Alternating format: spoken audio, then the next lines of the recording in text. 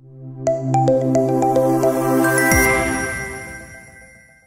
assalamualaikum warahmatullahi wabarakatuh. Jumpa lagi dengan saya Dr. Arlin, wanita spesialis penyakit dalam acara 1 jam bersama Dr. Arlin. Dan selamat datang di Sjonegoro FM yang dipancarkan dari 107,3 FM Sehat Bersama Sjonegoro.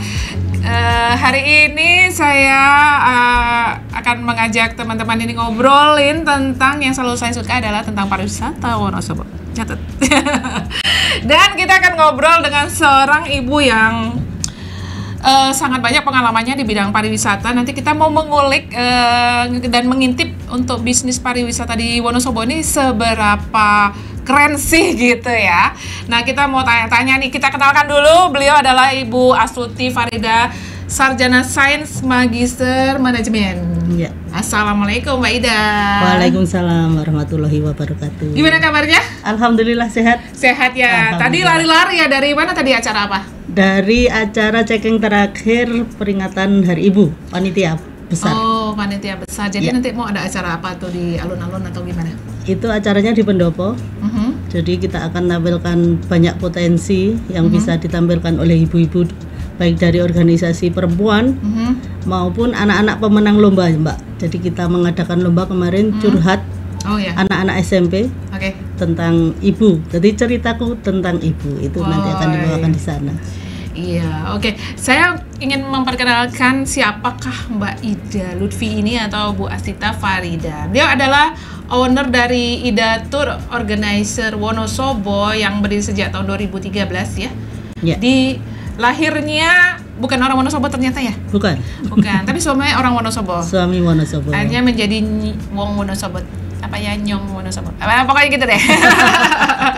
Lahirnya di Klaten tahun 1972. Jangan kasih tanggal ya, nanti ketahuan kita umur berapa ya, udah tahu ya. Kita ternyata seumur ya. Oke deh, jadi sekarang bertempat tinggal di perumahan Argopeni Indah, Wonosobo. Ibu dari 2 orang putri.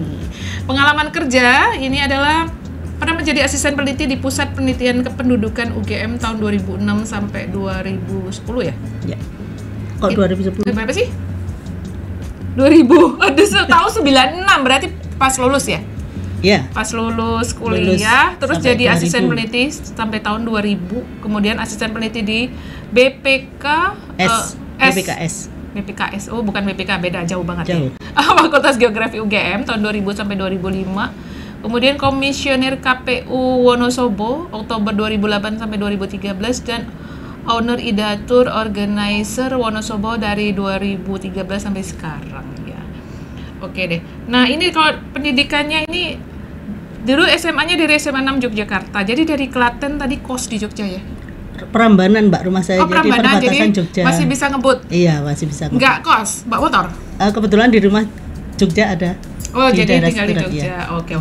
Kemudian masuk ke Fakultas Geografi Universitas Gadjah Mada tahun 90. Aku tahun 91. Kan fakultas kita tetanggaan ya. Iya. Kemudian mengambil Magister Manajemen Unisula Semarang tahun 2012 sampai 2014. Iya. Oke deh, kita ngobrolin tentang wisata Wonosobo nih. Sebetulnya Wonosobo itu punya potensi apa sih yang dilihat? Karena gini, aku kan mendatang tahun 2008 saya kesini. Saya tidak melihat ada yang asik di Wonosobo, jadi setiap libur 1 malam 1 hari pun saya mesti pulang ke Jogja. Nggak asik Wonosobo mah, kampung bingit gitu ya. Tapi makin kesininya ternyata Pemda itu memberi perhatian yang sangat besar, banyak yang berubah sejak itu ya. Kayaknya semua infrastruktur yang itu dipermudah untuk mencari tempat wisata, dipercantik, diperbagus. Malah kan mungkin sekarang kita kalah sama kabupaten tetangga ya dalam hal merenovasi ya. Jadi menurut Mbak Ida sendiri tuh Wonosobo tuh potensinya seberapa besar sih untuk wisata ini? Iya. Jadi bercerita tentang wisata Wonosobo. Sebenarnya luar biasa, Mbak Arlin. Jadi di sini tuh seperti surganya pariwisata sebenarnya.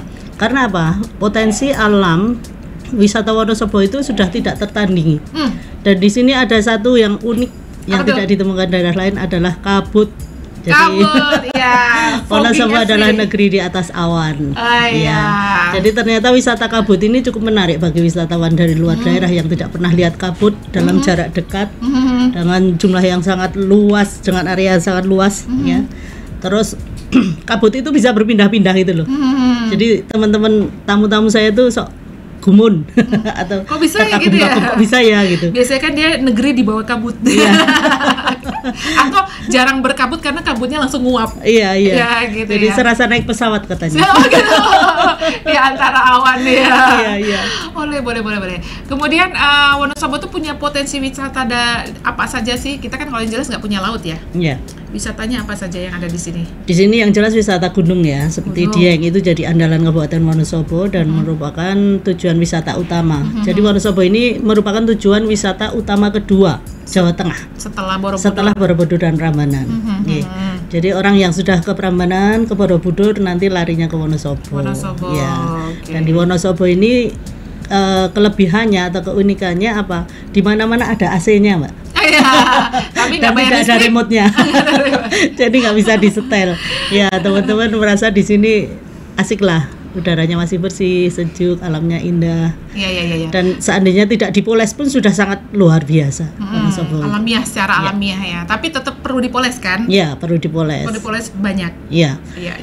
Yang perlu malah justru sentuhan manajemennya, Mbak. Jadi manajemen SDM-nya ya. Jadi kadang-kadang di lapangan tuh masih ditemukan banyak tiket, banyak loket. Terus ada juga SDM mungkin yang kurang sopan karena capek, misalnya kayak gitu, masih menjadi keluhan para tamu yang datang ke sini. Tapi yang lain fine-fine aja. Wonosobo TOP begitu lah. Oke, TOP banget. Oke, jadi Wonosobo tuh kaya satu wisata alam, dua wisata gunung, wisata air ya. Iya, air ada telaga. Jadi di sini ada Menjer, ada Wadah Selintang. Iya, wisata sungai juga ada, Mbak, untuk river tubing. Oh iya. Untuk rafting itu Wonosobo ada. Serayu. Iya. Oke. Kemudian wisata agro. Terus wisata agro, ada wisata budaya. Jadi budaya Wonosobo itu luar biasa. Beberapa minggu yang lalu saya sebagai juri Wonosobo Expo untuk pariwisata. Itu luar biasa, Mbak. Jadi masing-masing desa wisata itu mengeluarkan potensi tradisi budaya yang mereka kemas secara memunculkan kearifan lokal daerah masing-masing. Jadi di situ bisa terlihat kreativitas Wonosobo itu luar biasa, Mbak. Luar biasa kalau memang difasilitasi ya. Kalau enggak tenggelam aja kan seperti ini. Iya. Jadi permasalahannya kan di promosinya, Mbak. Jadi mereka desa-desa wisata yang ada di Wonosobo itu ada 57 desa wisata. Banyak itu, sekali ya. Iya, terus mereka cenderungnya kan mau hidup sendiri-sendiri, nggak mau bareng-bareng gitu. Padahal di sini tidak kompetisi yang diutamakan, tapi harusnya kolaborasi ya. Jadi masing-masing desa wisata bisa menggandeng desa wisata lainnya dengan model yang berbeda. Misalnya di tempat saya wisata air, river tubing, nanti bisa menggandeng misalnya seperti Desa Janti, itu seni budaya, ya. Terus nanti bisa gandeng lagi mana yang kuliner misalnya seperti itu. Jadi bisa dibuat satu paket untuk menjadi sesuatu yang layak untuk dijual gitu. Tamu dan juga tidak boring nanti kalau hanya ditampilkan seni budaya gitu mesti tamu boring. Karena tidak setiap tamu yang datang di Wonosobo suka seni tradisi gitu ya. Mungkin budaya. Suka alamnya saja ya, gitu mungkin ya. Suka tantangannya, dia adventure ya. Terus mungkin suka juga karena makanannya, karena di sini dingin kan. Jadi mohon maaf kalau kemarin apa-apa saya tinggi karena kita tinggal di Wonosobo, piringnya banyak, Mbak. Jadi di mana-mana kan disuguhi makanan. Ya, selalu makan, itu selalu yang ngemil. Iya. Tak terkendali. Rahasia kami berdua, guys. Cukup aku dan Bu Ida yang tahu. Oke deh, sebetulnya untuk membuat maju suatu wisata itu perlu kerjasama dari pihak mana saja sih? Gitu. Ya, jadi wisata itu tidak bisa terlepas dari pemerintah daerah, nggih. Jadi pemerintah daerah di situ yang punya wilayah, itu menjadi tuan rumah. Ya, tapi tuan rumah ini tidak bisa bekerja sendiri kalau tidak ada pihak swasta, ada pelaku wisata, termasuk pendukung lainnya seperti hotel, rumah makan, terus penjual oleh-oleh, Mbak, itu penting sekali karena Wonosobo ini punya produk-produk yang hanya dimiliki oleh Wonosobo seperti karika, korwacang, itu kan eksklusif hanya ada di sini. Hanya ada di sini ya. Jadi tapi udah dijual kemana-mana juga. Di Jogja udah banyak tuh toko-toko yang jual karika. Jadi enggak. Tapi kan lebih asik beli kalau di daerahnya. Iya. Gitu ya. Dan tamu akan terkesan kalau ketika belinya di pabriknya, Mbak. Jadi saya melihat proses. Iya, jadi mereka mantap bahwa produk ini higienis, proses produksinya bagus dan terjaga untuk kualitasnya, seperti itu. Oke. By the way nih Mbak Ida, ini kan Fakultas Geografi ya. Itu tuh sebetulnya connect nggak sih sama profesi yang dijalani sekarang sebagai tour leader? Ya, sangat connect, Mbak. Sangat connect ya. Jadi dulu saya besar di penelitian. Saya sering membawa teman-teman, khususnya asisten peneliti, karena saya asisten peneliti koordinator lapangan ya. Jadi membawa misalnya 25 mahasiswa dibawa ke Lombok selama satu bulan penelitian gitu. Itu cara kerjanya seperti biro perjalanan wisata, Mbak. Oh gitu. Iya. Jadi waktu itu yang misalnya data yang dicari di Lombok itu apa waktu itu? Pada waktu itu saya penelitian tentang imigran ilegal di Malaysia. Jadi di sana itu khususnya jadi di daerah pengekspor imigran ke sana ya. Jadi khususnya di NTB pada waktu itu banyak sekali imigran yang diselundupkan masuk ke Malaysia. Ya, itu saya dengar juga itu. Ya, jadi kayak itu luar human biasa. Trafficking ya? Ya apa ya? Masuk nggak sih? Tapi mereka mereka dengan sukarela melakukan itu. Memang, kenapa sih harus ilegal padahal ada jalur legal gitu ya? Iya, herannya di situ. Tapi itu menjadi sebuah topik penelitian yang sangat menarik ya. Ternyata kesimpulannya apa waktu itu? Ya, satu faktor ekonomi ya. Kalau dia harus mengurus semuanya kan harus melalui pelatihan, harus membayar lebih gitu. Kalau dengan menyelundup itu memotong macam-macam. memotong biaya langsung. Tapi kan selalu dikejar-kejar ya kalau nggak punya visa kerja itu ya. Iya. Dan mereka mengurus izin dan lain-lain itu setelah di sana berhasil, Mbak, biasanya. Setelah mereka dapat penghasilan ya, terus membeli polis atau membeli surat izin gitu di pemerintahan sana. Oh, bisa. Ya, terus mereka akhirnya jadi legal. Tapi setelah melalui sebuah proses panjang yang luar biasa, memprihatinkan lah. Tapi memang kan resiko juga kalau di luar jalur itu ya, kalau nanti terjadi sesuatu yang kejahatan nggak bisa lapor ya? Iya, betul. Karena ke luar negeri itu harus menghadirkan negara ketika terjadi sesuatu di sana. Jadi negara harus hadir untuk ikut menyelesaikan.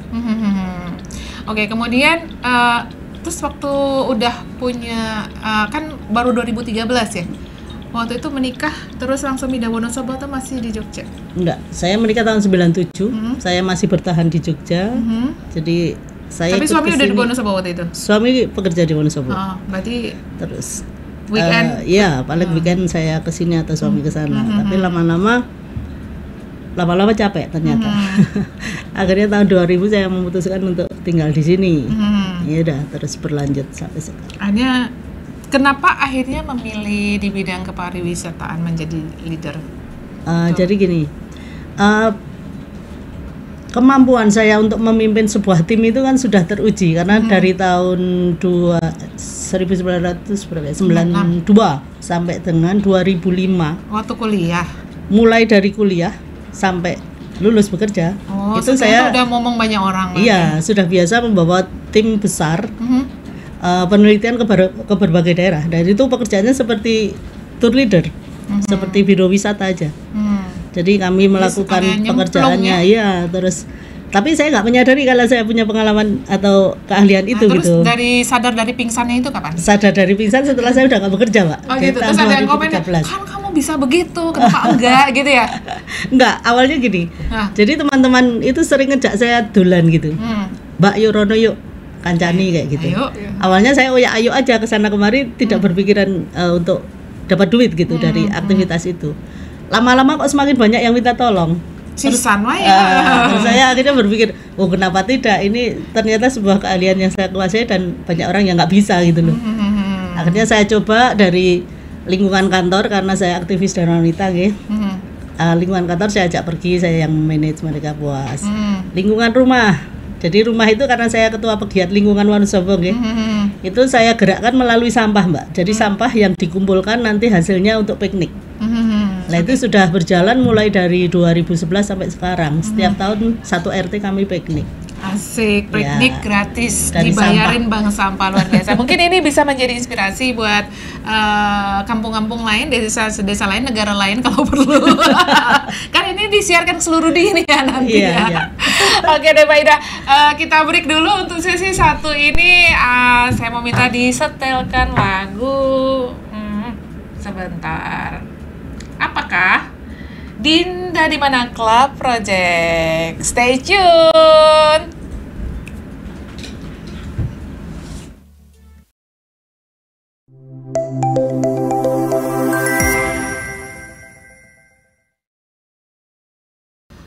Oke, masih bersama 1 jam bersama Dr. Arlin dan saya masih bersama Mbak Astuti Farida, Sarjana Sains, Magister Manajemen, dan kita masih ngobrolin tentang bisnis pariwisata di Wonosobo. Oke, kita lanjutkan lagi. Ini Mbak Ida, untuk menjadi seorang tour leader atau membuat suatu organizer kepariwisataan itu yang dibutuhkan apa aja, Mbak?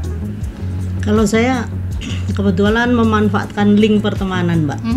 Jadi saya tidak mempromosikan secara khusus, misalnya menjual proposal dari pintu ke pintu gitu, enggak. Jadi saya memanfaatkan satu link pertemanan, yang kedua adalah sosial media. Setiap kali saya ada trip, biasanya saya upload. Saya kebetulan termasuk pengguna sosial media jadul, Facebook. Iya. Itu angkatan kita banget ya. Angkatan zaman now. Apaan tuh Facebook gitu ya? Kalau ngobrol sama anak saya udah nggak nyambung. Ya. Beda dunia. Iya. Karena segmen saya memang teman-teman kuliah, teman-teman kerja, tetangga, kakaknya adik, adiknya kakak, temannya kakak, temannya adik. Jadi setiap kali ada trip saya share. Di situ nanti ada yang nyantol, misalnya teman-teman SMA ada, aku pengen ke situ, ayo bantuin. Nanti ada tetangganya, tetangga saya, temennya kakak saya. Jadi itu. Dari mulut ke mulut, dan dari pintu ke pintu ya. Itu kayak lagu aja. Dari pintu ke pintu. Jadi biasanya kan untuk tour organizer itu cenderung menawarkan dari kantor ke kantor kayak gitu. Kalau saya enggak, karena saya pengurus di Dharma Wanita Kabupaten, ada banyak teman-teman saya, ibu-ibu Dharma Wanita di kantor-kantor. Beliau-beliau mengenal saya, jadi kalau mau piknik ajakin saya, seperti itu aja. Sekalian jadi, ya. Terus itu nanti menjadi program tahunan, Mbak. Jadi setiap tahun kalau ibu itu mau jalan-jalan sama anggota Dharma Wanitanya, dia ngundang saya lagi gitu. Ya. Kemudian jadi harus ada sosmed, kemudian ada kepintaran public speaking ya. Itu ada pelatihannya atau itu sebetulnya bakat atau gimana sih? Bisa nggak seorang pendiam tapi jadi tour leader gitu? Jadi untuk bisa ngomong itu sebenarnya jam terbang ya. Oh iya. Karena Mbak Ida suka terbang ya. punya sawo ya. Tapi saya bukan pilot, bukan pramugari ya.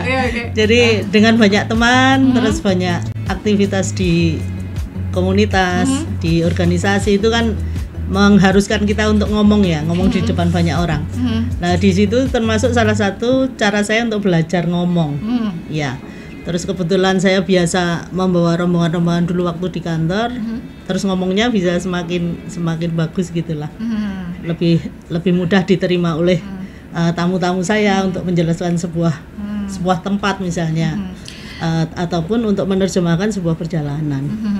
By the way, berarti harus mempelajari sejarah dan cerita tentang suatu tempat yang akan dikunjungi itu ya. Jadi sambil di tempat nanti ngomongin dari A sampai Z gitu ya. Itu harus ada pelatihan atau boleh nggak sih misalnya anak SMA karena nggak mungkin melanjutkan kuliah atau nggak mau kuliah, aku mau jadi tour leader aja deh, bisa nggak sih kayak gitu? Atau harus ada surat izin praktek untuk tour leader?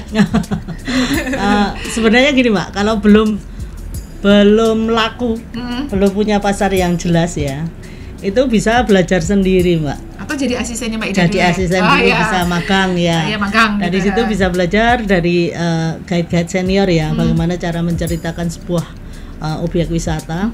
Dan sebenarnya wisatawan itu nggak terlalu pengen tahu banyak seperti guru sejarah itu enggak.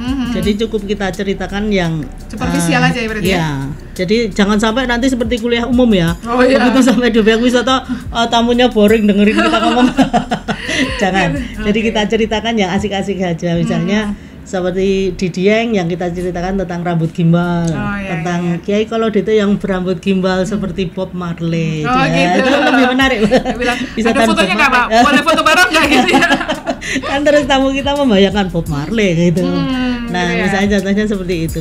Jadi tidak perlu kita ceritakan terlalu detail. Oke. By the way, ada nggak pelatihan yang dari pihak swasta kah atau dari dinas pariwisata kah yang mengadakan hal-hal terkait dengan kewisataan Wonosobo ini? Ada.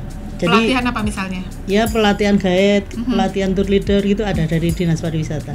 Gratis nanti, apa bayar? Kalau dari Dinas Pariwisata biasanya gratis. Tapi kalau dari organisasi biasanya bayar. Tapi bayarnya juga nggak terlalu mahal. Biasanya untuk kas juga atau kas organisasi, terus untuk operasional harian mereka seperti itu. Tapi nggak terlalu mahal.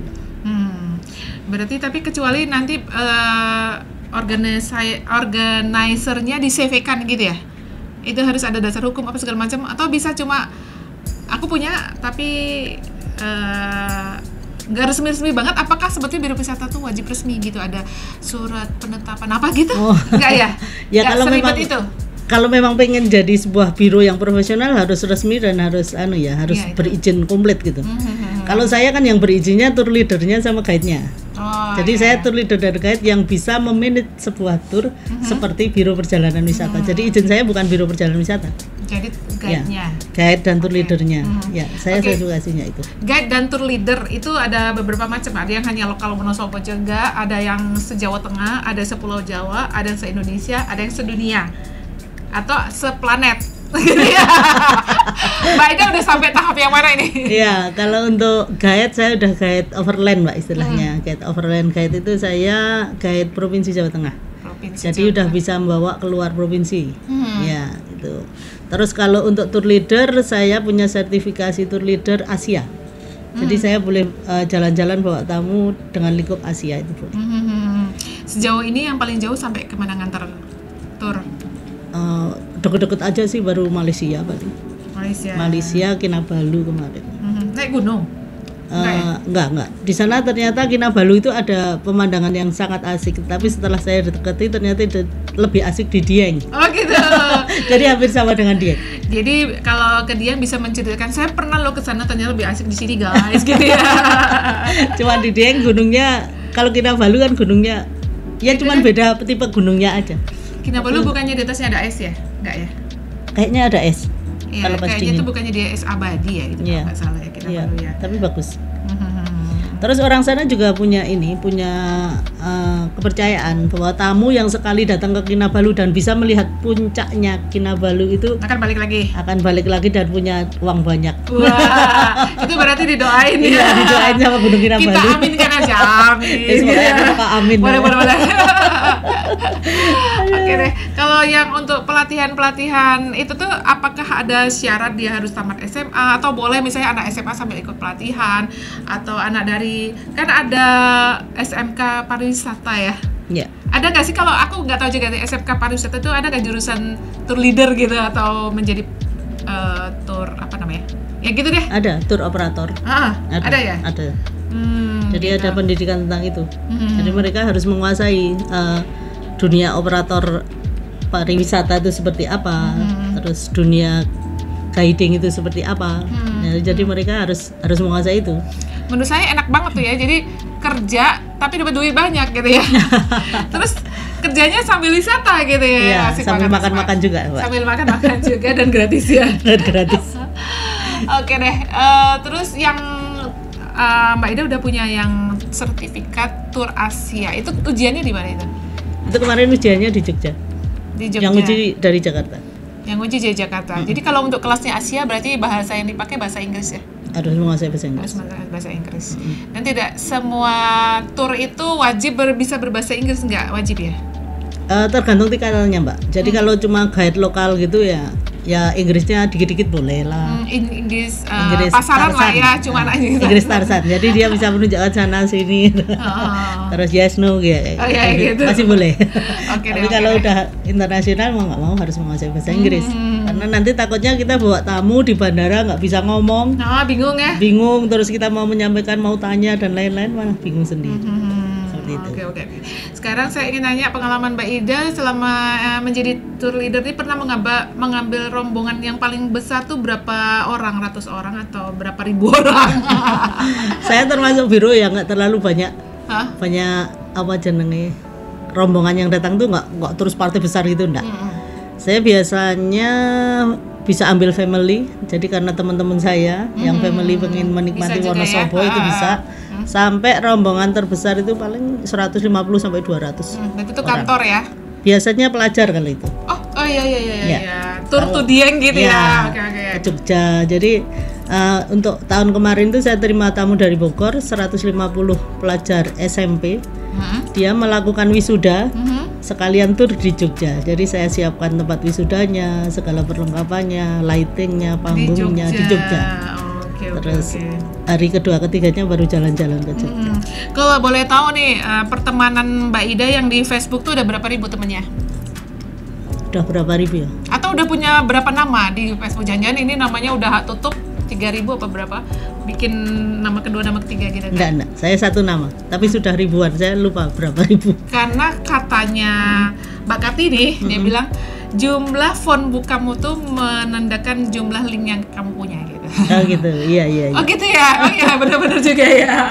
Yang jelas sudah ribuan, Mbak. Sudah ribuan ya. Jadi kalau misalnya aku mau acara yang bla bla bla bla, oke, saya siapkan yang kalau perlu ada lampu diskonya, kalau perlu ada tendanya, kalau perlu ada pemusik yang bisa nyedang duto atau mau yang semi jazz, jadi harus punya link seperti itu kan ya? Saya punya link mulai dari tukang beca, penyanyi dangdut, penyanyi campur sari, tukang ngendang. Ngendang. Oh, kendang. Oke. Ngendang. Termasuk seni budaya saya banyak punya. Misalnya jenengan mau nanggap kuda kepang itu, nelpon saya, nanti tak kasih nomor teleponnya. Oh, gitu. Iya, mulai bus, kendaraan kecil. Oh ya. Sampai bus. Oke deh. Untuk sesi kedua ini kita break dulu ya, Pak Ida. Kita minta tolong putarkan lagu. Jadi ini yang tadi di The Group Gondes. Hai Gondeser, kita lagi siaran nih guys. Selamat siang Gondeser. Selamat siang. Ini aku kan kemarin minta itu, tolong dong dikasih judul lagu-lagu yang ada nama orang. Pertama, ini kok lagu zaman jadul-jadul semua sih. Yang lebih baru ternyata dangdut gitu. Terus yang lebih lama ternyata makin lama makin tua gitu. Itu menunjukkan usia anggota grupnya. Ternyata aku kumpul ini bisa sampai 30-an judul gitu, bisa jadi buat siaran buat berbulan-bulan aku cadangan lagu ini. Oke, kita setelkan dulu lagu berjudul Kirana dari siapa yo? Kirana sama aku. Dewa. Oh, Dewa. Stay tune.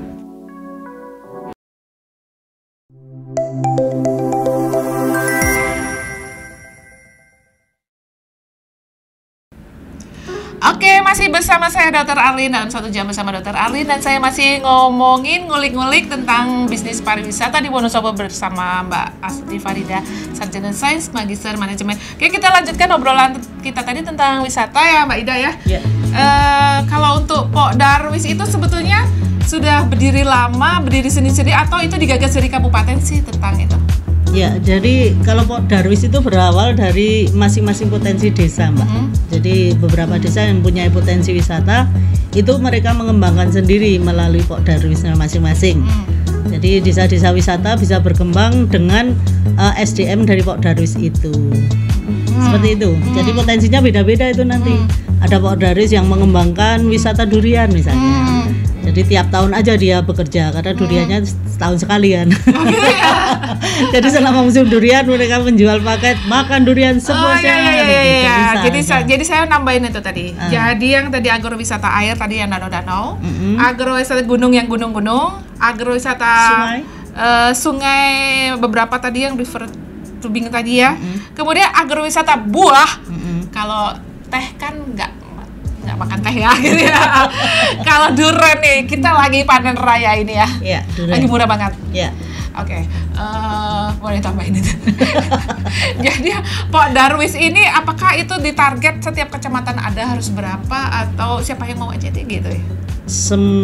Kalau target enggak, tapi cuman didorong aja yang punya potensi ayo dimunculkan. Terus dalam bentuk desa wisata, nanti Pok Darwis yang kelola gitu. Terus mereka yang harus diingat ya, bahwa Pok Darwis itu harus selalu kolaborasi dengan pemerintah desa, nggak boleh sendiri. Jadi kalau Pok Darwis jalan sendiri, nanti dia nggak punya duit, Mbak, nggak punya sumber pendanaan. Karena yang punya duit ini pemerintah desa, nanti ada dana desa, ADD, dana desa bisa ya, bisa untuk meng-cover ya, untuk mensupport untuk kegiatan pariwisata di wilayah desa. Jadi nanti pariwisatanya lebih berkembang kalau bisa kolaborasi. Tapi yang kadang terjadi Pok Darwis jalan sendiri, pihak desa juga nggak mau support gitu. Kenapa bisa begitu sih? Nah itu biasanya ujung-ujungnya duit. Kalau ada duit itu biasanya 2023 gitu. Ujung-ujungnya duit. Ujung-ujungnya duit. Jadi itu mungkin karena dia mau buka satu tempat wisata, ternyata uangnya banyak. Jangan kasih sana, nanti sana minta tip, minta 10%. Saya takut gitu ya. Padahal sebetulnya jelekkah seperti itu? Ya harusnya enggak. Kalau saya jadi pelaku di tingkat desa, harusnya dengan berkolaborasi banyak pihak. Dengan banyak pihak itu kita lebih kuat gitu loh. Banyak yang mensupport, ya. Karena nanti apa? Kalau Pok Darwis jalan sendiri, apa-apa diurus sendiri, apa-apa dimakan sendiri, kalau ada apa-apanya pihak desa nggak mendukung, itu lebih menyulitkan lagi, ya. Seperti itu.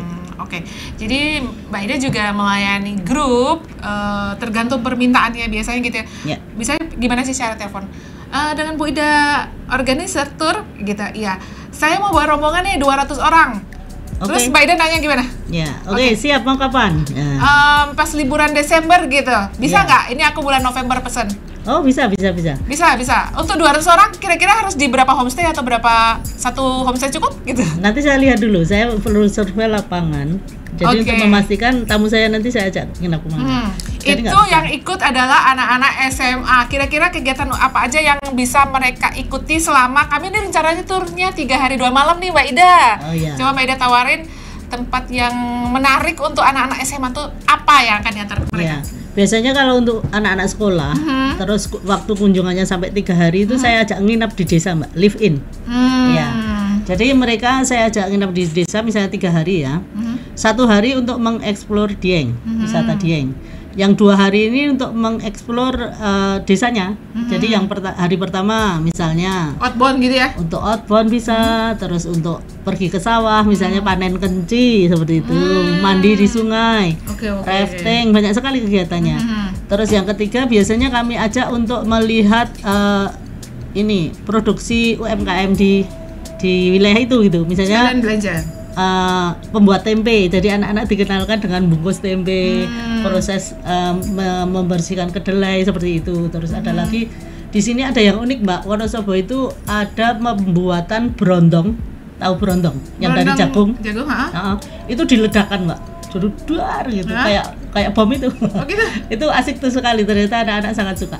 Nah itu menjadi sebuah atraksi yang bisa kita. Nah itu tuh pancinya segede apa itu jadi kayak jangan pakainya karung, jadi dor gitu, 1 karung penuh. Bukannya kotor? Popcorn, ya kotor dikit lah. Gitu ya. Oke, kalau ke Diengnya dalam waktu 1 hari diantar kemana saja?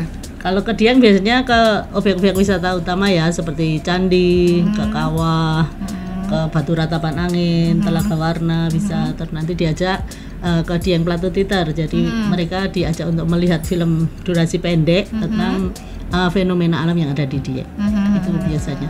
Terus biasanya saya tambahkan untuk wisata edukasi, Mbak. Jadi kalau nggak kunjungan ke pabrik Karika, kita ajak ke pabrik teh Tambi. Jadi melihat proses pembuatan teh. Karena teh yang ada di Wonosobo ini ternyata menghasilkan 17 jenis teh loh, Tambi itu. Dan itu dengan kualitas, dengan spesifikasi yang beda-beda ya. Terus di situ bisa kita edukasi tamu-tamu ini untuk lebih menghargai teh lah. Ternyata mereka sangat tertarik. Terus kemudian diajak jalan-jalan ke kebun teh, terakhir diajak belanja produk tehnya Tambi. Ya, seperti itu. Dan itu menjadi sebuah cerita khusus bagi mereka karena tidak setiap daerah ada pabrik tehnya kan. Sementara teh itu adalah minuman yang sangat akrab dengan kehidupan kita. Hampir tiap hari kita minum gitu. Luar biasa. Kalau yang di desa mana sih yang kan tadi katanya ada 57 desa wisata di Wonosobo? Apakah semua kayaknya saya pernah dengar wisata pesantren ya? Udah jalan belum itu? Wisata pesantren saya mah belum pernah nyoba, tapi saya bisa membayangkan kayaknya daerahnya sekitar Kalibeber. Aku yang tahu dokter Pak Agus. Siapa? Wibowo. Oh iya, nanti bisa saya tanyakan.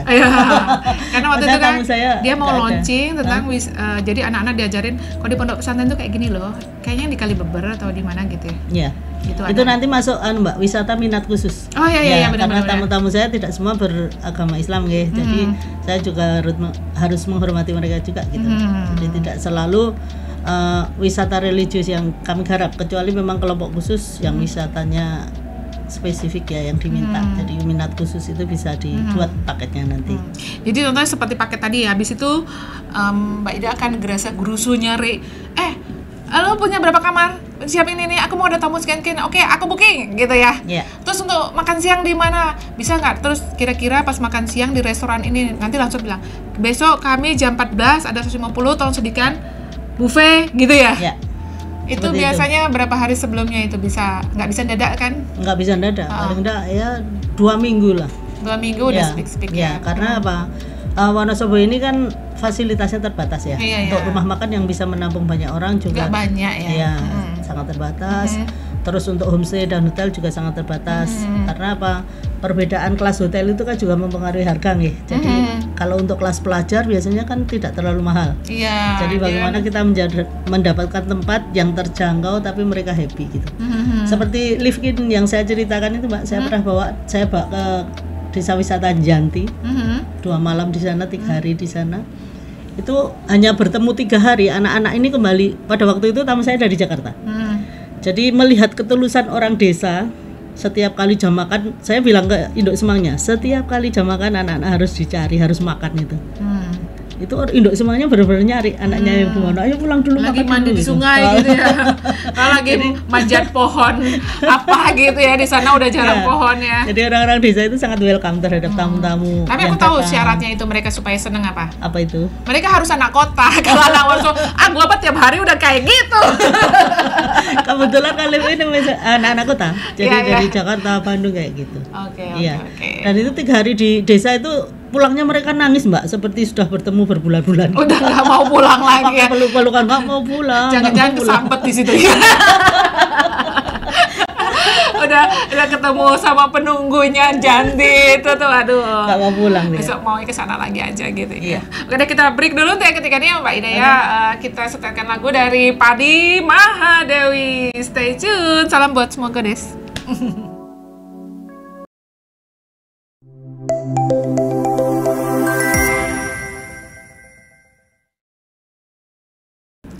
Oke, masih bersama saya Dr. Arlin dalam 1 jam bersama Dr. Arlin, dan saya masih bersama Mbak Ida Lutfi. Kita obrolin lagi di sesi terakhir ini Mbak Ida ya, tentang bisnis pariwisata di Wonosobo. Oke, selama menjalani berarti udah 10 tahun ya? 10 tahun. 10 tahun dan sebelumnya tidak resmi, yang 10 tahun resmi ya. Yang unofficialnya udah lama juga ya.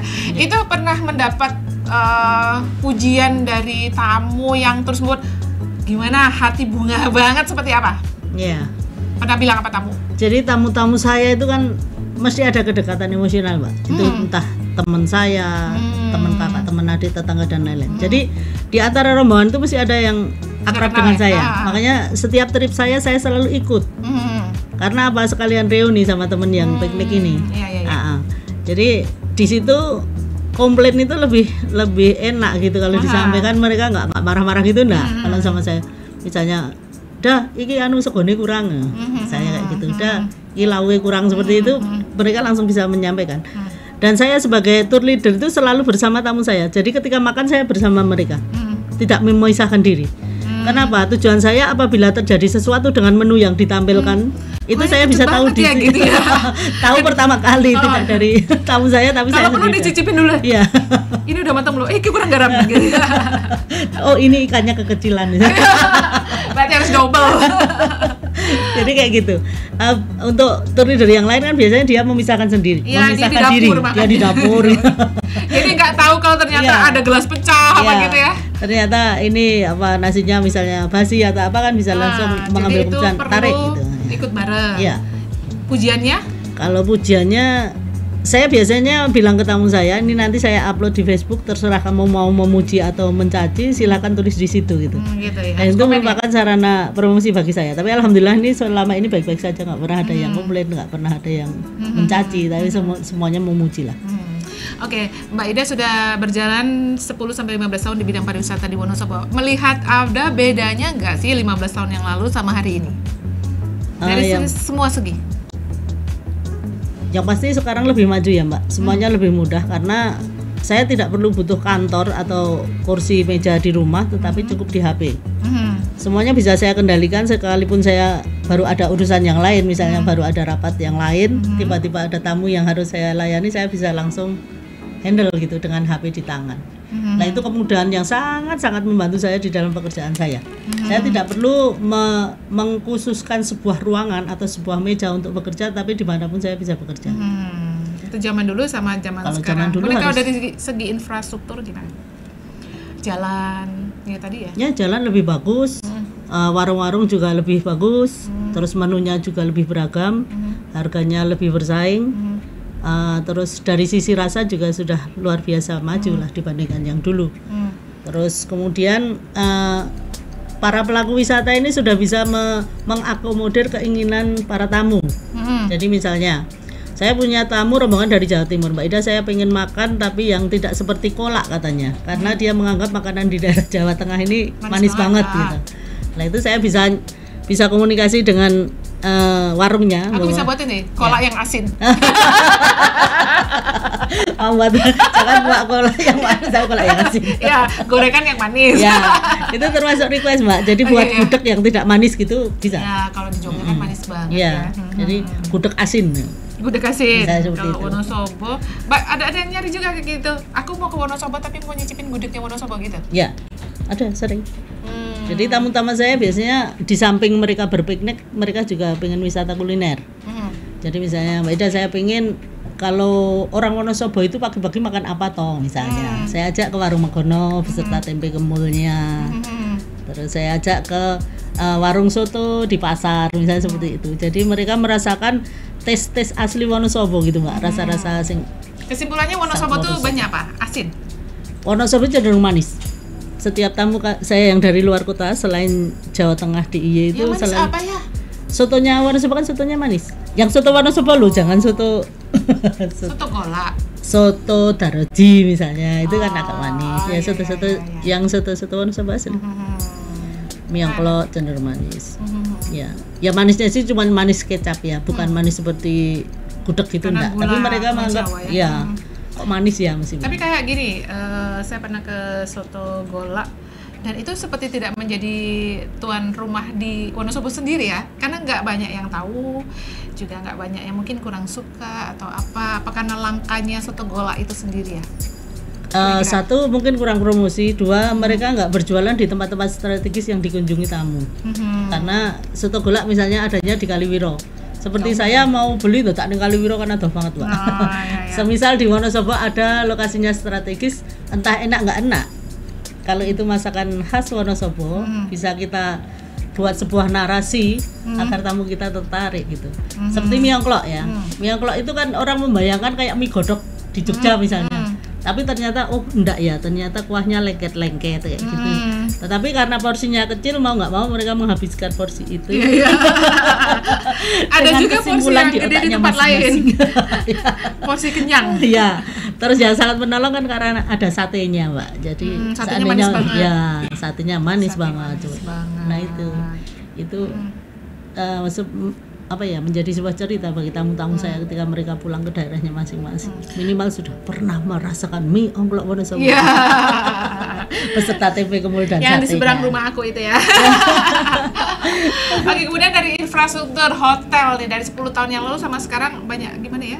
Perkembangan homestay, hotel di Wonosobo yang luar biasa ya? Luar biasa, Mbak. Sekarang homestay banyak banget dan pilihannya luar biasa.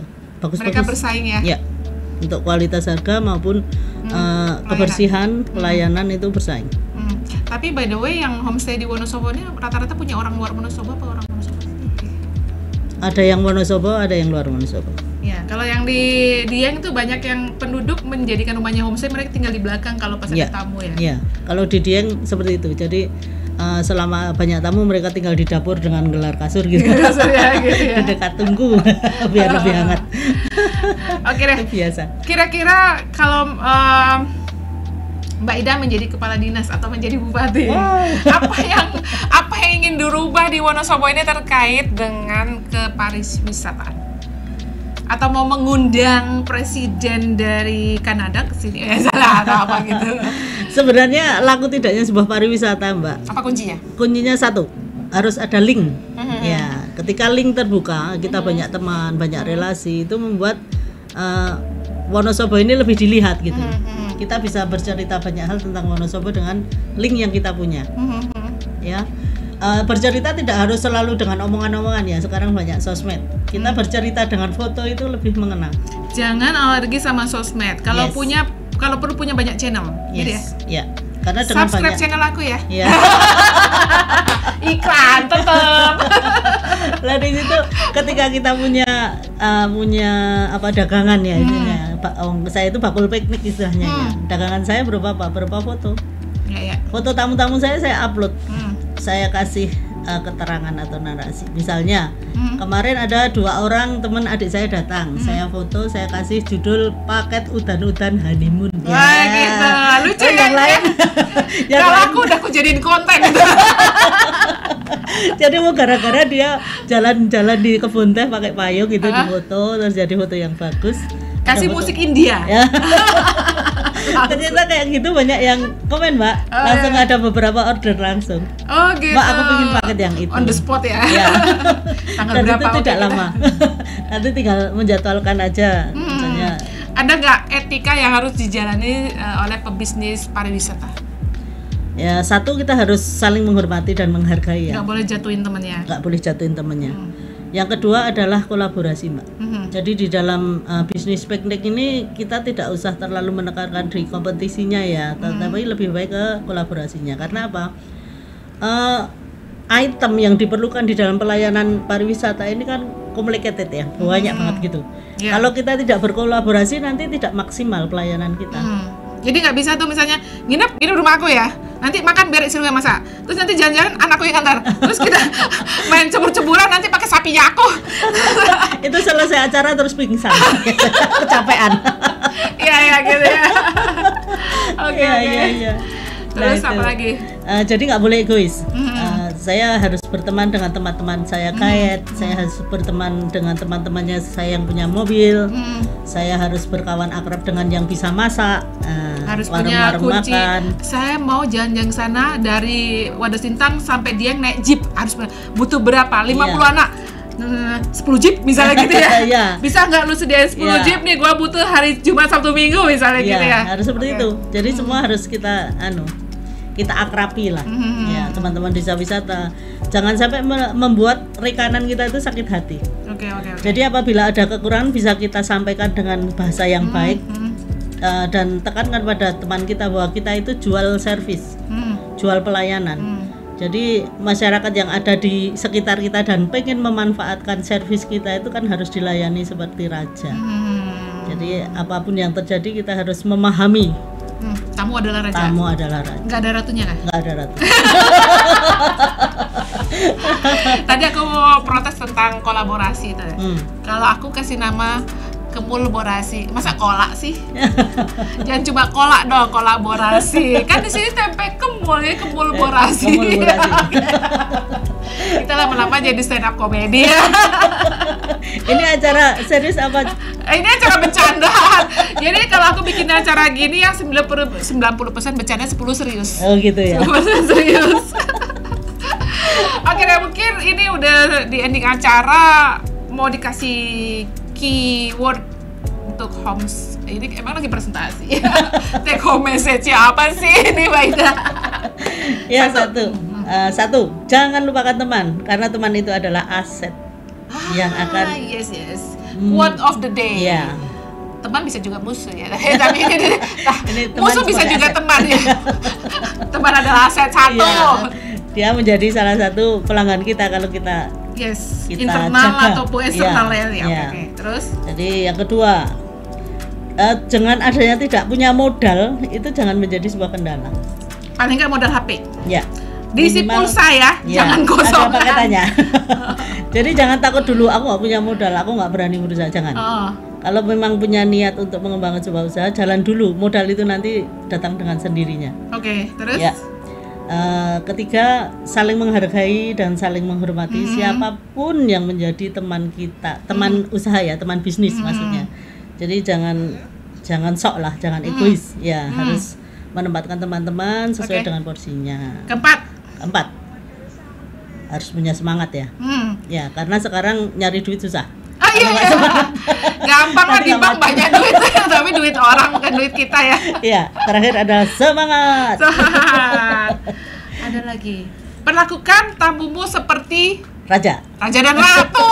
Masa raja doang, ratunya komplain. Oke deh, kita tutup perbincangan kita ini, daripada nanti makin lama makin ngawur, nggak jelas. Udah 1 jam. Nah ini aku mau kasih lagu nih, judulnya Astuti Farida. Itu yang nyanyi orang jadul banget, udah almarhum gitu. Rolis, kamu belum lahir.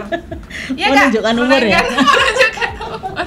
Lagu Astuti dari Gito Lolis sebagai penutup, dan aku makasih banget ini sama Mbak Ida Lutfi nih udah menemani mengancani selama 1 jam kurang lebih di sini. Kemudian next kita akan bikin sesi tentang bank sampah, karena beliau ini adalah orang yang diundang di mana-mana untuk membicarakan itu di Wonosobo. Sebelahku nih orang terkenal guys. Bisa ya, insya Allah ya, kapan nanti kita cari waktunya. Bahwa ternyata bank sampah itu kemajuannya luar biasa. Tadi cuma apaan sih tuh lah, aku dengar pertama apaan sih tuh, nggak paham juga tuh. Oh ternyata saya baca, buat piknik asik juga kayak gitu, aku juga mau gitu. Piknik gratisan, siapa sih nggak suka gratisan gitu ya. Boleh nih idenya. Jadi kalau misalnya aku jadi Menteri Lingkungan Hidup, aku akan kasih hadiah Kalpataru. Tepuk tangannya mana guys? Yeay. Nanti aku buatin ini Kalpataru nih, tak kasih. Asal jangan kalau panak. Dikira nanti panuan ya. Makasih banget nih Mbak Ida ya, udah berahi sama diriku di sini. Mungkin next kita sambung lagi. Kita tutup. Wabillahi taufiq wal hidayah. Wassalamualaikum warahmatullahi wabarakatuh. Dadah.